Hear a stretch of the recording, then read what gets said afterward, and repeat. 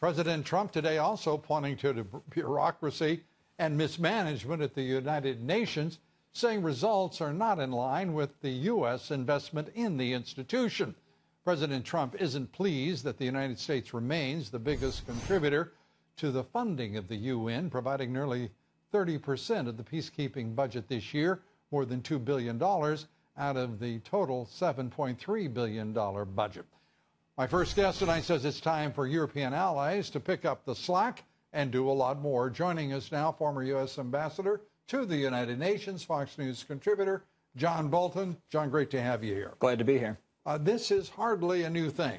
I love Guterres talking about what keeps him up at night is what he knew was there waiting for him when he took on the assignment as Secretary General. Like all good bureaucracy. Like all good Portuguese socialists do. That's an excellent point. What is the game here? This is an institution that is corrupt to its core. It is absolutely it is owned and operated by third world nations, most of which are either socialistic, communistic, or utterly a dictatorship. And we are watching a Security Council that is frozen by the presence of China and Russia as permanent members with a veto.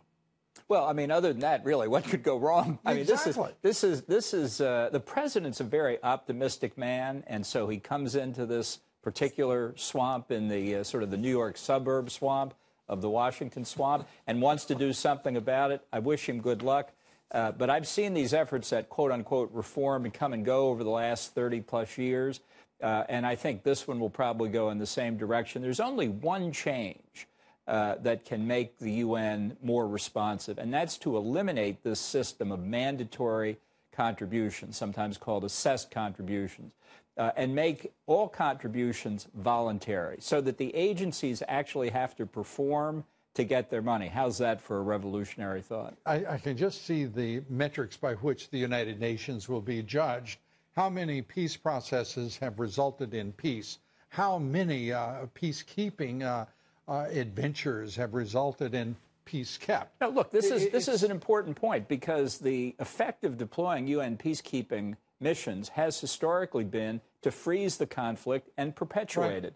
We started out, for example, in 1992 to have a referendum on the future of the Western Sahara. This is one of the great crises of the modern times. Yes. And we needed to have a referendum, the total electorate for which was 70,000 people. That was 26 years ago. That referendum has still not taken place, and that peacekeeping force is still out there. So what we need to do is be able to apply our money to the things we think are important. Other nations can do the same. We may not contribute anywhere near 22%.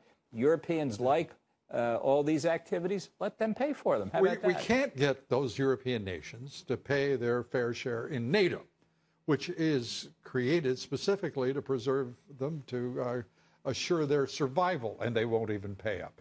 Now to go to the United Nations and ask for some sort of equity and fairness in contribution, this is what drives me nuts about the United Nations? It's a joke. Yeah, it's a failure. And the Europeans Why invest in it at all? The Europeans know that if the United States unilaterally started making its contributions at the level it wanted to, domestic pressure on their countries to do exactly the same would be unbelievably high. A German diplomat once said to me, when I said, why don't you just decide on your own how much to contribute? He said, we have to be told how much to contribute. Yes. Well,